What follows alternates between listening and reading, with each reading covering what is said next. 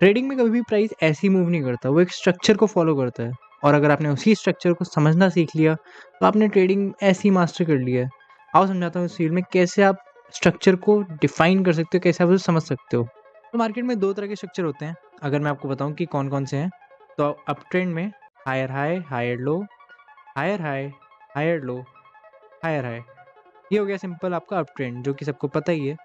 और अगर आपको डाउन ट्रेंड बनाना है, लोअर लो, लोअर हाई, लोअर लो, लोअर हाई, अगेन एक लोअर लो। इससे पता लगता है मुझे ये डाउन ट्रेंड है।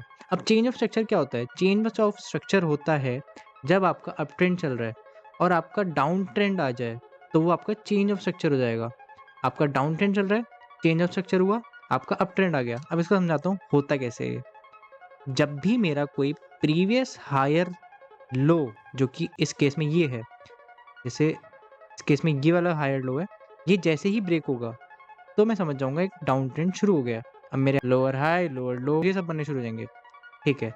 अब अगर मैं बात करूं, डाउन ट्रेंड चल रहा है, इसमें चेंज ऑफ स्ट्रक्चर कब होगा?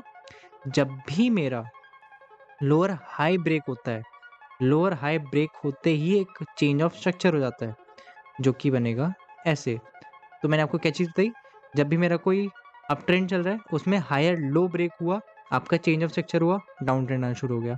आपका कोई लोअर ट्रेंड चल रहा था, लोअर हाई ब्रेक हुआ, चेंज ऑफ स्ट्रक्चर हो गया, अप ट्रेंड शुरू हो गया।